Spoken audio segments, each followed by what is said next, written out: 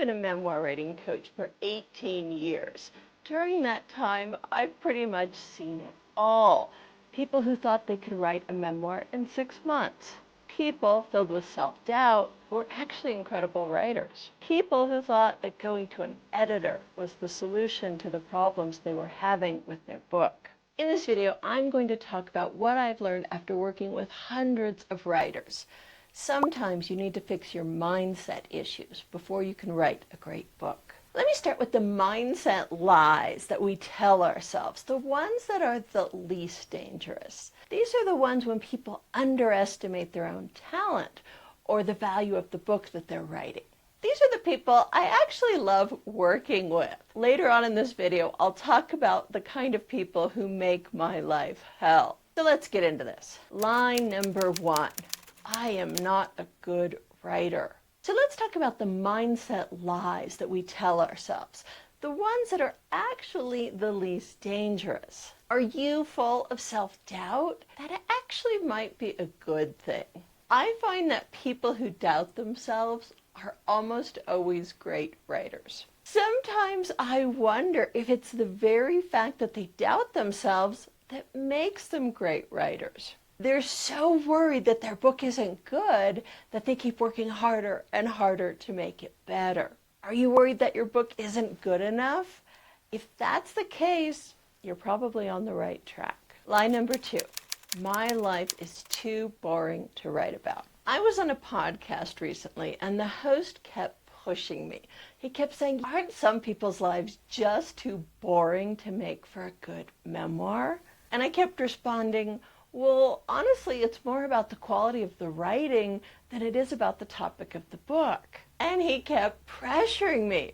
Okay, but you really think that just anyone with a super boring life can write a memoir? I told him, well, I don't think everyone should write a memoir. I think people who are willing to learn what it takes to be a great writer should write a memoir. But this had nothing to do with how interesting their life had been. Literary fiction and memoir actually have a lot in common. Both are based more about the internal life of the narrator than this plot filled with twists and turns. So let me ask you this. Does this sound like a memoir you would read? A little girl grows up poor in an East Texas oil town with a mentally ill mother and alcoholic father. Fascinating story, right? Honestly, it's kind of every day. This is the premise of The Liars Club, one of the best-selling, most successful, critically revered memoirs of all time. In all honesty, the best writers can actually make me care about something that I didn't care about before. So you don't need to have led a particularly interesting life to write a good memoir, but I would say that you need to have a particularly interesting inner life. There are 2 things that make for a great memoir: good structure, emotionally affecting prose. Lie number 3. I just don't feel like writing. Okay, so you are procrastinating writing your memoir. What it took me a long time to understand about procrastination is that it has nothing to do with laziness. Author and researcher Adam Grant says this: procrastination is not a time management problem. It's an emotion management problem. You're not avoiding work. You're avoiding tasks that feel boring, frustrating, or stressful. If you are putting off writing your memoir, the first thing you need to do is figure out the emotion that is getting in your way. Most of the people I work with are dealing with fear. Is this book any good? Am I a good writer? Who cares about my life? Do I want the whole world to read about my life? Deal with these questions first, and you'll find that the procrastination goes away. Lie number 4. Writing this story is going to make me relive the trauma. Okay, so it might be scary to sit down and write certain parts of your story, but in my experience, what actually happens is that writing a memoir helps you heal. In fact, I've had a lot of clients come to me after a therapist said to them, you need to start writing down your life on the page. And after they started writing, they realized that they had a message they actually had to share with the world. So I spend a lot more time talking about structure, getting your structure right, than I do about talking about how writing can heal you. But the truth is, the act of structuring your book is actually the art of creating connections you didn't know existed before. Putting the events of your life down on paper means you're starting to look at your life in a different way. And when you write down the story of your life, what happens is you're starting to tell yourself a different story. Line number 5, I don't know what to put on the page and what to leave out. So a lot of the people I work with want to start writing, but they don't know what to actually put on the page. Okay. So Rachel will sit down to write, and her thinking will go like this. So I want to write about the time I learned that my father-in-law just had a stroke. So Rachel is just about to put pen to paper when she thinks, wait a minute, where should I actually start this scene? Yes, I want to learning about my father-in-law's stroke, but hours before this happened, I had this premonition that something terrible was going to happen. Do I start my scene there? And if I do, well, I had this premonition at work. That means I need to tell a reader what I do for a living. But I don't want them to think I've been in finance my whole life. I need to explain what I studied in college. Well, I went to school back east, but I'm actually from California. So I need to explain that I was born in Sacramento, but I actually went to school in Boston, but I couldn't afford it. So fortunately, I got a scholarship. Does this sound like you? It used to be me. This is exactly what I struggled with. So I really feel for people going through this situation. In fact, this kind of thinking is not a sign of being a bad writer. It's usually a sign of intelligence. You are connecting ideas, which is what smart people do. But at this moment, it's actually getting in your way. So how do you solve this problem without getting a lobotomy? Well, if you know how Memoir works, this problem actually goes away. The first thing you need to know is that you actually can get all of this information into your memoir. But it's not all going to go in your scene right now. Solving this problem begins by asking yourself the one question you need to ask at each step of the memoir writing process. And the question you're asking yourself right now is not, what does a reader need to know about me? No, the question you need to ask when you sit down to write a scene is, what happened? And you already know the answer to that. I learned that my father-in-law had a stroke. So you know how it's going to end, and now you need to figure out a good starting place that leads you to that event at the end of your scene. I'd probably start with something like, something felt off that day, but I just didn't know what it was. I felt like something terrible was about to happen. If you start with an idea like that, it's going to logically lead to what happens at the end of your scene. So remember that all of this other information is going to go into your book elsewhere. For now, when you sit down to write, I want you to ask yourself 2 questions. What happens at the end of my scene? And what is a logical starting place for my scene if I know where the scene is going to end? So far, I've told you 5 lies that people tell themselves that get in their own way. I don't mind working with these kinds of people. In fact, I relate to these kinds of people. However, there is another category of people who tell themselves lies that fall into the deluded category. Whenever I hear someone say one of these lies that fall into this category, I know that this person is never going to write a great memoir unless they quit telling themselves these lies. So let's get into the deluded lies that people tell themselves. Lie number 6. I'm going to finish my memoir in 6 months. When I hear that, it worries me for several reasons. First of all, you're not really understanding what is going on here. A writer with no experience who says they're going to write a great book in 6 months is a little bit like a violinist who's never picked up an instrument and decides they're going to be a professional musician in 6 months. Hold on, grasshopper.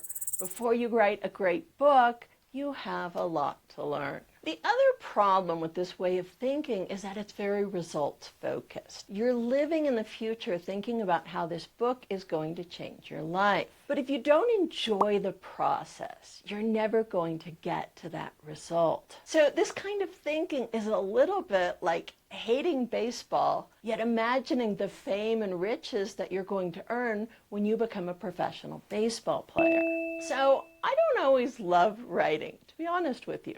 And far too often, I have been guilty of thinking of that final result, of imagining the day when my book is finally finished. A lot of times, thinking of this was actually what got me there. But that doesn't mean I raced to get my book done. I realized that getting this done quickly usually means not getting it right. And as much as I wanted to have a book out there in the world, the thought that terrified me most was having a book out in the world that sucked. It took me 5 years to write my memoir, to get it to a place that I thought it was good. And it still sucked. I was a professional writer at the time. Then I had to spend another year rewriting. Now, the clients I work with usually finish their books in about a year if they use the system I've created. The system lets you do this quickly because you keep from making mistakes. You keep from having to throw out pages that don't work. You don't have to write draft after draft. But it took me 6 years to write my memoir because I didn't have my system. I started creating the system 5 years after my own memoir was published. And creating the system took me another 15 years. Lie number 7. I am over this. A lot of the people I work with have been at this for years. Sometimes it's over a decade. Sometimes it's even 20 years. So Nari came to me after working on her book for more than 20 years. And I looked at her manuscript and it just wasn't working. Her chronology was off. Her plot was all over the place. Sometimes her writing was good. Sometimes it needed work. So we worked together for 3 months. And in this time, she made massive improvements. She got 3 of her chapters in incredible shape. I was getting really excited about her book. She was well on her way. One day, she told me, "Okay, I'm done."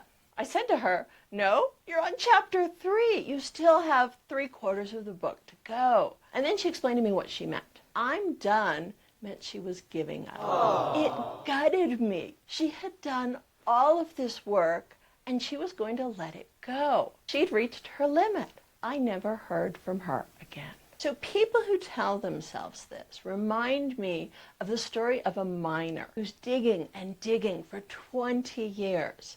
He doesn't find diamonds, so he keeps digging, and he digs some more. Finally, he gives up.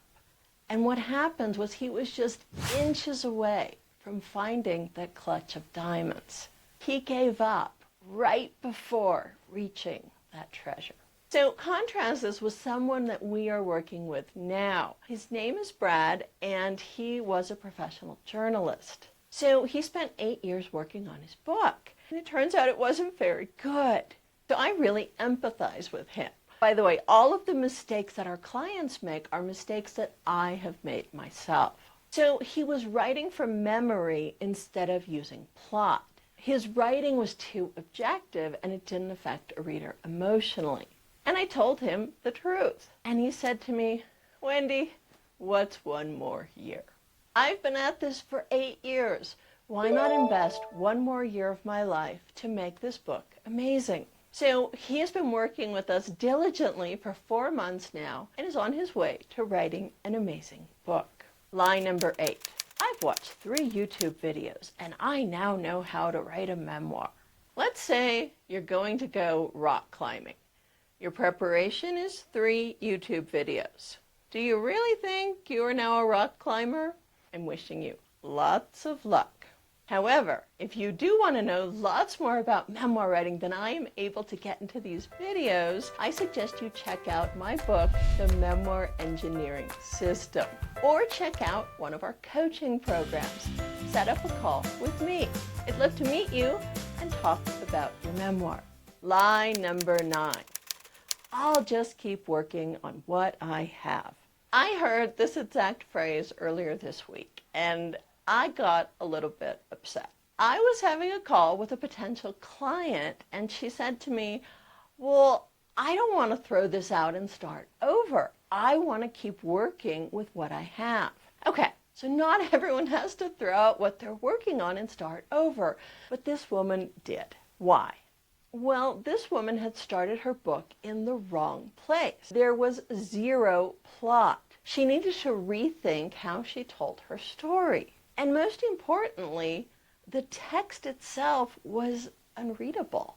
The prose was clogged up with this information that a reader just didn't want to read. And this was happening on every page. I didn't see how she could salvage this manuscript. So I told her it would take a year and we'd get her to a great book. But first of all, she'd need to rethink her story. And then she'd need to learn what actually made for great writing. And then she repeated to me, Wendy, I'd rather just keep working on what I have. She was basically saying to me she wants to keep doing this wrong. So having this attitude is a bit like building a house on sand. You can keep adding to this house, but all you're doing is wasting your time. Eventually, that house is going to fall down. And the only way to do this right is to build on a firm foundation. And sometimes that means starting over. Lie number 10. An editor will fix my book. So a few months back, I read a manuscript that had a lot of problems. But I got excited about this because these were the same problems I had seen time and time again, and I knew exactly what this book needed. I could already imagine this as a great book. And then the writer wrote back to me and said, you know, I'm not going to work with you. What I've decided is I'm going to go to a hybrid publisher and they will assign an editor to me and they will fix my book. I didn't care that she didn't want to work with us. What bothered me was that I knew this writer was in for a world of pain. Why was this a terrible idea? So thinking that an editor is going to fix your book is a little bit like going to a dry cleaner and expecting them to fix a dress that has 3 sleeves. A dry cleaner can press the wrinkles out of your dress, but you're still going to have a dress with 3 sleeves. So many of the people who work with us have already worked with an editor, sometimes 2. These editors charge the writers, but they didn't fix what was actually wrong with their book. It's not an editor's job to fix your plot problems. Not even a developmental editor does this usually. Hire an editor and your book is still going to have 3 sleeves. Line number 11. This doesn't make sense and it's all your fault, Wendy. Every once in a while, a client will come to our Q&A and they are angry.